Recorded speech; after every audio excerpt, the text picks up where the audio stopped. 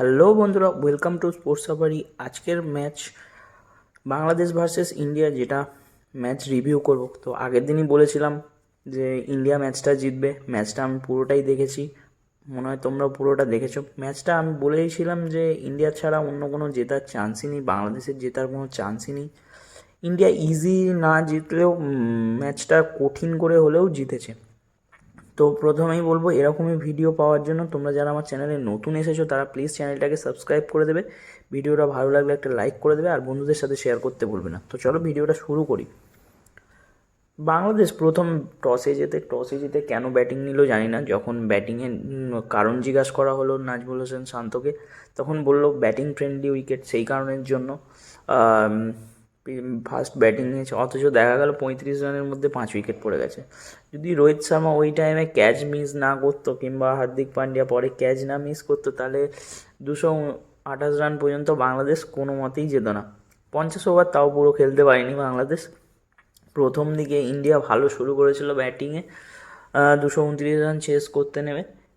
পরে বিরাট কোহলি আউট হয়, বিরাট কোহলির পরে অক্ষর প্যাটেল আউট হয়। অক্ষর প্যাটেল খুব একটা ভালো খেলতে পারেনি, শ্রেয়াস আইয়ারও খুব একটা ভালো খেলতে পারেনি। প্রথম দিকে স্টার্ট হলো ভালো হলেও শুভমান গিল একদিকে দাঁড়িয়েছিল, লাস্টে রাহুল হাল ধরলো।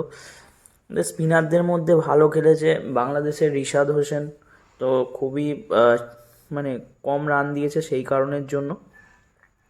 আর মেনলি এটা মানে একটা জানা ম্যাচ যে ইন্ডিয়া বাংলাদেশ যদি ম্যাচ হয় অবশ্যই ইন্ডিয়া জিতবে। সেটা যদি আইসিসির কোনো মানে চ্যাম্পিয়ন্স ট্রফি বলুন বা আইসিসি কোনো ইভেন্ট হোক, যাই হোক ইন্ডিয়াই জিতবে। ওদের অ্যাকচুয়ালি কনফিডেন্স লেভেলটা নেই। বেশিরভাগ ক্ষেত্রে ওরা ওভার কনফিডেন্স থাকে কিংবা ইন্ডিয়াকে ছোট করার জন্য অনেক কিছু করে, মানে অজুহাত, বেশিরভাগটাই অজুহাতের উপর দিয়ে চলে। যতদিন বাংলাদেশিদের মধ্যে এই অজুহাতটা থাকবে ততদিন ইন্ডিয়া আরামসে জিতবে, এরকমভাবেই আরামসে জিতবে। কোনো কিছু দোষ দেবে, দোষ চাপাবে, তো সেইগুলো থেকে আশা করছি ইন্ডিয়ান টিম তো বিরত থাকবো। আমরা জিতে তারপর কথা বলি, ওরা জেতার আগেই কথা বলে, নাগিন ডান্স করে, কত কী করে। তো যাই হোক, সেই সব নিয়ে বলে লাভ নেই। তো ম্যাচের মেন টার্নিং পয়েন্ট প্রথমত হচ্ছে বাংলাদেশ যে 229 রানে পৌঁছেছে, সেটা দুটো ক্যাচ মিস করেছে। আগেই বললাম রোহিত শর্মা ওখানে মানে প্রচণ্ডভাবে আপসেট হয়েছিল যে সে ক্যাচটা মিস করেছে। তারপর হার্দিক পান্ডিয়া একটা ক্যাচ মিস করেছে, তো সেটারই রিভার্স হিসেবে জাকির আলী ওই জায়গায় যখন ইন্ডিয়ার 4টে উইকেট 144 রানে পড়ে গেছে, তারপর সবেমাত্র রাহুল এসে শুরু করবে, এমন অবস্থায় জাকির আলী রাহুল একটা ক্যাচ মিস করে, একটা রান আউটের চান্স মিস করে।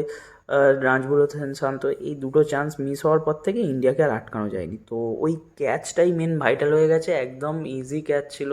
তো ক্যাচ মিস তো ম্যাচ মিস, এটা নর্মাল কথাতেই আছে। সেখান থেকে বাংলাদেশ হেরে গেছে, এটা সবে শুরু ইন্ডিয়ার জন্য। তবে ইন্ডিয়ার নিজের টিমের মধ্যে অনেক মেরামত করতে হবে।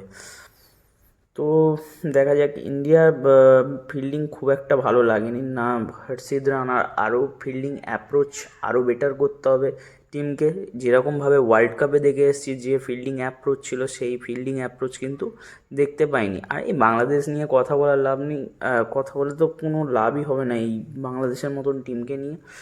তো আরও বড় টিম আছে যাদের next match high voltage match, হ্যাঁ, ওয়ার্ল্ডের মানে সবথেকে বড় ক্রিকেটের সবথেকে বড় ম্যাচ ইন্ডিয়া ভার্সেস পাকিস্তান, সেই ম্যাচের রিভিউ খুব শীঘ্রই চলে আসবে।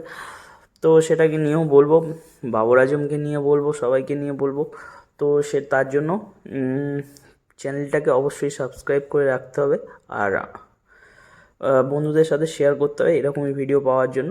তো আজকের বেশি কিছু আর বলবো না, এদের নিয়ে বলার মতন কিছু নেই। মেনলি সবাই ঠিক আছে, সবাই ফর্মে আছে। বিরাট কোহলির কাছ থেকে আরও রান দেখতে চাই, শ্রেয়াস আইয়ারকে আরও দায়িত্ব নিয়ে খেলতে হবে। তো আলটিমেটলি সব ঠিক আছে মোটামুটি। প্রথমত এই বোলিং ইউনিটে মোহাম্মদ শামিকে এরকমভাবেই খেলতে হবে, বোলিং ইউনিটের নেতৃত্ব দিয়ে। আর ব্যাটিং ইউনিটে শুভমান গিল পুরো ফুল ফর্মে আছে। মিডিল অর্ডারে রাহুল ঠিক আছে, বিরাট কোহলি আর শ্রেয়াস আইয়ারকে আবারও বলবো একটু ধরে খেলতে হবে, কিংবা রোহিত শর্মাকে আরও বেশি দায়িত্ব নিয়ে খেলতে হবে। রোহিত শর্মা স্টার্টটা ভালোই করেছিল, একটা ম্যাসিভ স্টার্ট চায় ভারত, তো সেটাই করেছিল। আর বেশি কিছু বলার নেই, আজকের মতন ভিডিও এই পর্যন্তই। তো আবারও বলবো, তোমরা যারা আমার চ্যানেলে নতুন এসেছো তারা প্লিজ চ্যানেলটাকে একটা সাবস্ক্রাইব করে দেবে, ভিডিওটা ভালো লাগলে একটা লাইক করে দেবে, আর বন্ধুদের সাথে শেয়ার করতে ভুলবে না।